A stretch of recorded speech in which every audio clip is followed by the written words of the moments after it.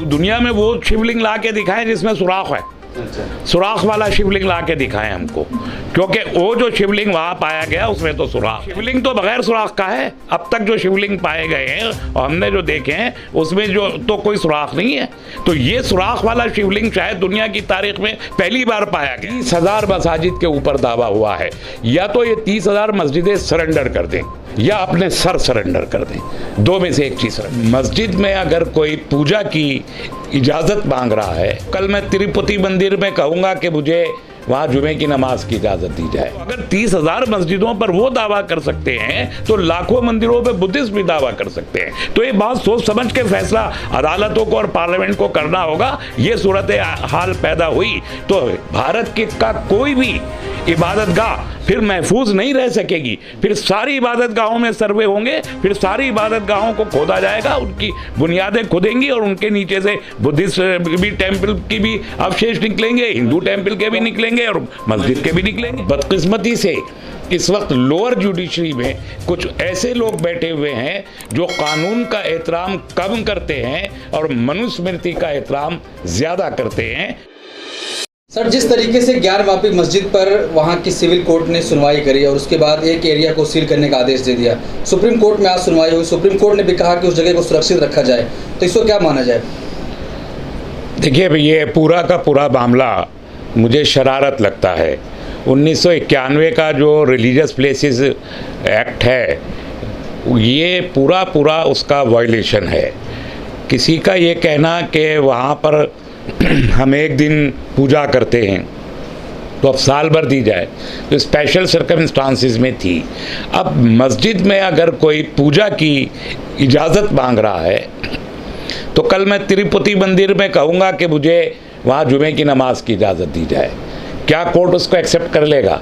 तो एक बहुत अजीब व गरीब, ये सिर्फ शरारत की गई है, कानूनी तौर पर बिल्कुल गलत है। किसी को ये हक नहीं है कि इस तरह किसी दूसरे की इबादत गाह में वो अपने लिए इबादत का हक मांगे। ये दूसरे के हक का हनन है, हक तलफी है, जिसे लेके बीजेपी और आरएसएस का एक पूरा विंग है जो ये शरारतें प्रमोट करता है, उन्हें फैब्रिकेट करता है और फिर अदालतों में जाके अदालतों को गुमराह करता है। और बदकिस्मती से इस वक्त लोअर जुडिशरी में कुछ ऐसे लोग बैठे हुए हैं जो कानून का एहतराम कम करते हैं और मनुस्मृति का एहतराम ज़्यादा करते हैं। और मैं समझता हूँ उन लोगों को अब चिन्हित हो जाना चाहिए अगर इस देश को बचाना है। तो फिर उनको वो कोई दुनिया में वो शिवलिंग ला के दिखाएं जिसमें सुराख है। सुराख वाला शिवलिंग ला के दिखाएं हमको, क्योंकि वो जो शिवलिंग वहाँ पाया गया उसमें तो सुराख है। तो और कौन सा शिवलिंग है जिसमें सुराख होता है, वो ये लोग ला के एविडेंस के तौर पर दिखाएं। लेकिन सर, सुप्रीम कोर्ट, क्योंकि शिवलिंग तो बगैर सुराख का है। अब तक जो शिवलिंग पाए गए हैं और हमने जो देखे हैं उसमें जो तो कोई सुराख नहीं है। तो ये सुराख वाला शिवलिंग शायद दुनिया की तारीख में पहली बार पाया गया है। तो वो इसकी कोई नज़ीर दूसरी ला के दे। लेकिन सर, सुप्रीम कोर्ट ने भी कह दिया कि उस जगह को सुरक्षित रखा जाए, हम ये कह रहे हैं, आदेश दे रहे हैं। सुप्रीम कोर्ट जुमेरात को ये दोबारा सुनेगा। सुप्रीम कोर्ट का एक जुमला बहुत मानीखेज है, जो उन्होंने ये कहा बिल्कुल at the outset of hearing कि ये टाइटल सूट नहीं है। ये एक जुमला छोटा सा 4 लफ्ज़ों का कि ये टाइटल सूट नहीं है, 4 लफ्ज़ों का जुमला है। इसके बहुत बड़े मानी हैं। इसका मतलब सीधा ये है कि बाबरी मस्जिद नहीं है भाई साहब। इसका सीधा मतलब ये है कि कोई दूसरे की बात, उन्होंने ये कहा कोर्ट ने कि पूजा का अधिकार मांगा गया है, टाइटल सूट नहीं है, मालिकाना हक नहीं मांगा गया है। तो इसके बहुत दूर तक इस जुमले के असरात जाते हैं। तो पूजा का जो अधिकार मांगा गया है, तो अगर मस्जिद में पूजा का कोई अधिकार मांग रहा है और अगर आज अब कोर्ट कह रहा है कि हम इसको स्टडी करेंगे, जुमेरात को देखेंगे क्या करना है, क्योंकि पूरी इंफॉर्मेशन नहीं है। यूपी सरकार का वकील तुषार मेहता जो यूपी सरकार की जानिब से आए हैं, हैरत है कि यूपी के गवर्नमेंट की तरफ से ये कहा जा रहा है कि वो शिवलिंग है और इसलिए उन्होंने कहा कि मज़ीद मालूमात के लिए 2 दिन का वक्त चाहिए, तो इसलिए थर्सडे की रखी गई। और नमाज के लिए उन्होंने कहा कि नमाज नहीं रोकी जानी चाहिए। अब चूंकि एक डिस्प्यूट इन्होंने बना दिया ज़बरदस्ती कि मुमकिन है शिवलिंग हो, तो अदालत उसे देखना चाहेगा, सुप्रीम कोर्ट, इसलिए उन्होंने शायद 2 दिन का वक्त दिया शायद। लेकिन नमाज के लिए उन्होंने बहुत सख्त कहा कि नमाज वहाँ पर नहीं रोकी जानी चाहिए, यानी लोअर कोर्ट को ये इख्तियार नहीं है कि वो नमाज को वहाँ पर रेस्ट्रिक्ट करे, जो उन्होंने कहा कि 20 आदमी वहाँ पर होंगे। दूसरी बात ये कि जो एक्चुअल पिटीशन थी बनारस की बनारस ज्ञानवापी मस्जिद की इंतज़ामिया कमेटी की तरफ से कि कमिश्नर को बदला जाए, उसको एक्सेप्ट किया है सुप्रीम कोर्ट ने भी एडमिट किया और लोअर कोर्ट ने उसको हटाया। लोअर कोर्ट इसके इंतजार कर रहा था सुप्रीम कोर्ट, यानी ये रिदम जो है कि लोअर कोर्ट और सुप्रीम कोर्ट, यानी एक ज़िले की अदालत और दुनिया भारत की सबसे बड़ी अदालत, दोनों इस केस को साइमल्टेनियसली सुन रही हैं। और तीसरी तरफ इलाहाबाद हाई कोर्ट में भी एक पिटीशन पड़ी है। तो बड़ी हैरत की बात है, बड़ा अजीब सा ये जुडिशियल कॉम्प्लिकेशन क्रिएट किया जा रहा है कि डिस्ट्रिक्ट कोर्ट में भी वही केस सुना जा रहा है, हाई कोर्ट में भी वही केस सुना जा रहा है और सुप्रीम कोर्ट में भी सुना जा रहा है, और लोअर कोर्ट और सुप्रीम कोर्ट एक ही दिन में और एक ही वक्त में उस केस को सुन रहे हैं। तो ये बड़ा हैरत अंगेज है और मेरा ख्याल है कि ये एक जुडिशियल प्रेसिडेंट, एक नज़ीर पैदा करेगा जिस अंदाज से ये मुकदमा शुरू हुआ है, और बहरहाल ये मुस्तकबिल तय करेगा कि 1991 का places of worship prevention act जो है उसका मुस्तकबिल इस मुल्क में क्या है, ये तय हो जाएगा इस बात से कि ये बाकी रहेगा, क्योंकि वो भी चैलेंज हुआ है, हाई कोर्ट में चैलेंज है। तो एक तरफ ये हाई कोर्ट में चैलेंज है, दूसरी तरफ हमारे जो हिंदू पक्षकार है वो ये सीधे से मानते हैं कि ये इसको अल्ट्रा वायरस करार दिया जाना चाहिए। तो अगर ये एक्ट ही ख़त्म हो जाता है मुल्क से, तो बहुत बड़ा पेंडोरा बॉक्स है जो खुल जाएगा इस किस्म की पिटीशन से। तो कल मैं भी इसके लिए एंटाइटल्ड होऊंगा कि मैं किसी भी मस्जिद में जाके कहूं कि मुझे यहाँ ये सुबह करें, शाम को मैं 5 वक्त में नमाज़ पढ़ूंगा, जुमे की नमाज़ों की भी मुझे सारी तिरुपति के मंदिर में और अंकलेश्वर के मंदिर में और बिरला मंदिर में और काशी विश्वनाथ के मंदिर में, सब मंदिरों में मुझे भी नमाज की इजाज़त मिलनी चाहिए। और अगर ये ख़त्म हो जाता है तो कल जाहिर है कि मैं भी आज़ाद हूँ और बुद्धिस्ट भी आज़ाद हैं।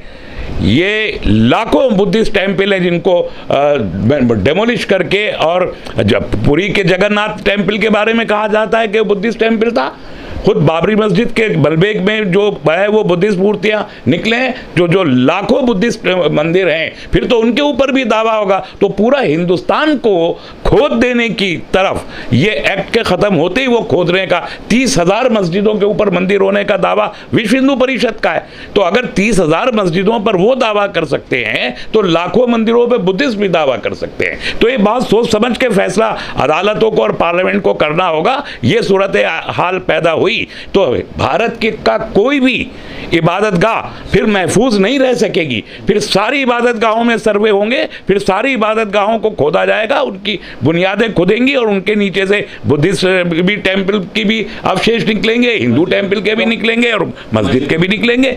तो ये हम देश में मस्जिद और मंदिर के मसले को तय करेंगे या फिर हम इस देश के अंदर जो मसाइल, अवामी मसाइल हैं, उनको हल करेंगे, ये एक बहुत बड़ा सवाल है। लेकिन सर एक सवाल ये है कि सिविल कोर्ट में कहा गया मुस्लिम पक्ष की तरफ से कि वो शिवलिंग नहीं है, लेकिन सुप्रीम कोर्ट में सुनवाई हुई तो एक बार भी नहीं कहा गया कि वो शिवलिंग है। नहीं, ऐसा नहीं है, ऐसा नहीं है, उन्होंने भी कहा है। और दूसरे इसकी सुनवाई तो अभी थर्सडे को होगी।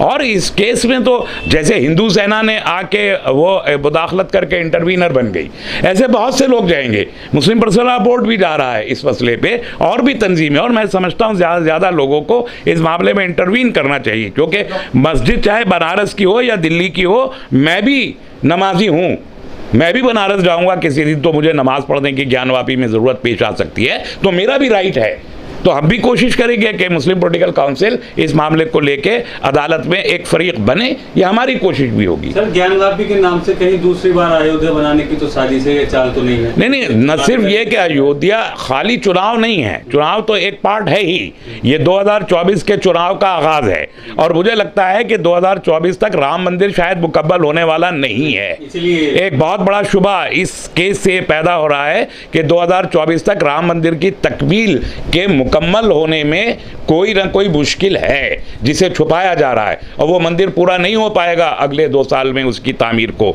इसलिए ज्ञानवापी को लाके खड़ा किया। अभी मथुरा पर भी दोबारा से केस डाला गया है, मथुरा की ईदगाह पर। अभी टीपू सुल्तान की मस्जिद जो कर्नाटक में है उस पर भी केस डाला गया है कि वो हनुमान है। अभी ताजमहल को भी कहा गया है। तो एकदम से जो ये इतने सारे केसेस आए हैं, इसने ज़रूरत पैदा कर दी है कि 1991 के केस पर सुप्रीम कोर्ट को ये साफ फिर से बोलना चाहिए, जैसे बाबरी मस्जिद केस का फैसला सुनाते हुए जजेस ने कहा था कि अब तमाम दूसरी इबादत गाहें अंडर दिस एक्ट प्रोटेक्टेड हैं। ये सुप्रीम कोर्ट ने 2019 में कहा। तो अब अगर वो प्रोटेक्टेड नहीं है तो सुप्रीम कोर्ट को दोबारा से इंस्ट्रक्ट करना चाहिए लोअर कोर्ट्स को कि वो प्रोटेक्ट करें उन तमाम मसाजिद। सर, एक सवाल आपसे ये है कि डेमोक्रेसी में जुडिशरी एक बहुत बड़ा पहलू होती है, उसके साथ साथ अपोजिशन की भी एक अपनी महत्ता है। अपोजिशन के लीडर आचार्य प्रमोद कृष्णम कह रहे हैं कि कुतुब मीनार और ताजमहल को हिंदू संगठनों को सौंप देना चाहिए भारत सरकार। इसे आप कैसे देखते हैं? मैं इस सिलसिले में मुसलमानों के जो वो बड़े बड़े लोग हैं, बहुत बड़े वाले, जो सबसे बड़े वाले हैं मुसलमानों के, मैं उन लोगों से कहूँगा कि वो अब बुलाएं। प्रमोद कृष्णन को लाखों रुपए दे के बुलाया जाता है, मुफ्त में नहीं आते हैं प्रमोद कृष्णन। जहाँ जलसे में खड़े होकर नात पढ़ने का ड्रामा वो रचा करते हैं, वहाँ पर जो लोग उनको वो फंडिंग करते हैं, उनकी जो जमीयतें और जो तंजीमें उनकी फंडिंग करती हैं, वो जमीयतें अब बुलाएं किसी स्टेज पर ऐसे ही भीड़ लगा के मुसलमानों की, और वहाँ पर प्रमोद कृष्णन से ये सवाल पूछें कि तेजू महाले मंदिर को उन्होंने या उनके पूर्वजों ने देखा था, उसके साक्ष्य उनके पास हैं तो वो पेश करें। ये सवाल मजमे में खड़े होके यही जमीयतें जो फंडिंग करती हैं इस शख्स की, इन जमीयतों को उनसे पूछना चाहिए। सर, एक सवाल ये है कि अगर कोर्ट मान लेता है कि वहाँ अवशेष हैं मंदिर के, तो फिर इसे आप कैसे देखते हैं? मुस्लिम तंजीमें इसे कैसे देखेंगे? हिंदुस्तान में सुप्रीम कोर्ट को अगर नीचे खोद के देखा जाए तो कोई ना कोई अवशेष निकल आएगा। और ये बात इलाहाबाद हाई कोर्ट ने कही कि आज आप ताजमहल को कमरे खुलवाने की बात कर रहे हैं, कल आप कहेंगे कि साहब जज साहब का कमरा भी खोल के देखेंगे कि अंदर क्या है। तो अगर ये सब कुछ यही देखना चाहते हैं कि अंदर क्या है, अंदर की बात क्या है, अरे सबको पता है अंदर की बात क्या है, तुम फिर भी दोबारा से देखना चाहते हो तो पूरा हिंदुस्तान खोदना पड़ेगा। मैं वही और मैं एक बात यहाँ बहुत साफ आप लोगों के माध्यम से कहना चाहता हूँ, आरएसएस को ये बात बहुत अच्छे तरीके से समझ लेनी चाहिए और उनकी तमाम हलीफ रेडिकलाइज्ड हिंदुत्ववादी मिलिटेंट ऑर्गेनाइजेशंस को ये बात अच्छे तरीके से समझ लेना चाहिए कि ये 2500 साल पुराना वो भारत नहीं है जिसमें से आपने बुद्धिस्ट का कत्लेआम करके उनको बाहर फेंक दिया था। ये वो ज़माना नहीं है, ये वो भारत नहीं है, ये नया भारत है। और आप मुसलमानों से ले रहे हैं पंगा, बुद्धिस्ट से नहीं ले रहे हैं पंगा। बुद्धिस्ट निकल गए थे इस देश से, इस देश से जन्म लिया और 15 दूसरे देशों में गए और इतनी बड़ी अक्सरियत बनाई।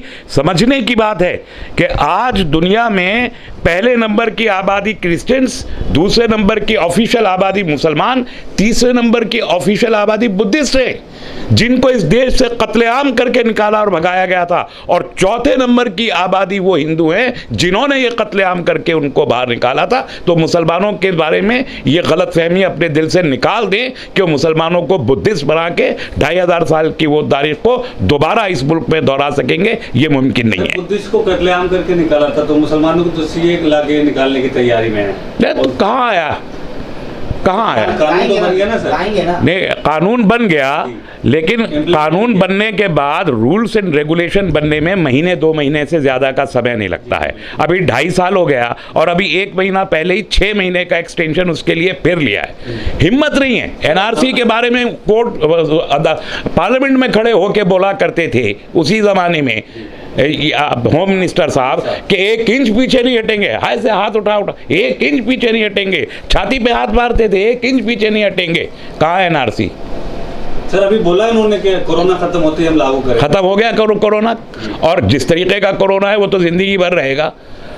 तो ना कोरोना खत्म होगा ना लागू होगा। तो ये बहाने हैं, ये जुर्रत नहीं है। डॉक्टर साहब, ज्ञानवापी मस्जिद के बारे में ये कहा जाए, कोर्ट ने जिस तरीके से अयोध्या मामले में मंदिर के हक में फैसला दिया, क्या गारंटी है कि इस मामले में कोर्ट हिंदुओं के पक्ष में नहीं रहेगा? देखिए, गारंटी किसी चीज़ की कोई नहीं होती, लेकिन मैं एक बात कहना चाहता हूँ। बाबरी मस्जिद के मामले में ये ठीक है कि अदालत ने फैसला किया कि वहाँ पे मंदिर बनाया जाएगा, ये हुक्म है अदालत का कि वहाँ मंदिर बनाया जाए, और हिंदू पक्ष ये जीत का दावा कर सकता है कि साहब हम जीत गए और हम वहाँ पे मंदिर बनाएंगे। लेकिन जो इसी सुप्रीम कोर्ट ने इसी फैसले में जो बातें कही हैं, वो बातें ये साबित करती हैं कि वहाँ एक मस्जिद थी, वहाँ नमाज होती थी, वहाँ एक मुजरिमाना अमल के ज़रिए मस्जिद को शहीद किया गया, एक मुजरिमाना अमल के ज़रिए वहाँ पर मूर्तियाँ 22 दिसंबर 1949 को रखी गई, ये भी तस्लीम किया। तो ये मुसलमानों की जीत है और ये बहुत बड़ी जीत है। अब तो इस बुनियाद पर मैं जुमला कहता रहा हूँ कि अदालत का फैसला ये है कि बाबरी मस्जिद की जगह पर एक मस्जिद ही थी, ये फैसला है अदालत का, मगर हुक्म ये है कि मस्जिद के ऊपर अब मंदिर बनाया जाए। तो एक बड़ा सवाल इस मुल्क के मुसलमानों से नहीं, इस मुल्क की मुस्लिम तंजीमों से नहीं, इस मुल्क की उन सेकुलर पार्टियों से करना चाहिए जो सेकुलर डेमोक्रेसी और सेकुलर कॉन्स्टिट्यूशन को बचाने का हमेशा दावा करते रहे हैं, मगर ज्ञानवापी के मामले में बाहर क्यों नहीं आते। सेकुलर डेमोक्रेसी का एक तकाजा है प्रोटेस्ट। किसानों ने प्रोटेस्ट किया और 1 साल तक उन्होंने सिट इन धरने दिए, वो बिल वापस हो गए। ये डेमोक्रेसी की जीत होती है। तो इसी तरह से ये जितनी मसाजिद पर दावे किए जा रहे हैं, ये एक शरारत है, और इस शरारत के खिलाफ ये जो सेकुलर पॉलिटिकल पार्टीज हैं, ये सड़क पे क्यों नहीं आती? क्यों ये कोशिश की जा रही है कि सिर्फ मुसलमान सड़कों पर आए? हम हिंदू मुस्लिम का इशू बनाना नहीं चाहते। अतबा में हुज्जत होना चाहिए। बाबरी मस्जिद के मामले में अतबा में हुज्जत हुआ, सारी दुनिया ने देखा कि बाबरी मस्जिद के बारे में अदालत का फैसला ये आया कि वो मस्जिद थी, ये अतबा में हुज्जत हुआ। लेकिन इस फैसले के बावजूद हुक्म ये आया कि मंदिर बनेगा, ये अतबा में हुज्जत होना चाहिए। दुनिया को देखना चाहिए कि भारत की जुडिशरी, भारत की डेमोक्रेसी और भारत का सेकुलर फैब्रिक होने का जो दावा है वो सच्चा है या झूठा है। भाई देखिए, हमको 2 में से एक बात तय करनी पड़ेगी। 30,000 मसाजिद के ऊपर दावा हुआ है, या तो ये 30,000 मस्जिदें सरेंडर कर दें या अपने सर सरेंडर कर दें, 2 में से एक चीज सरेंडर।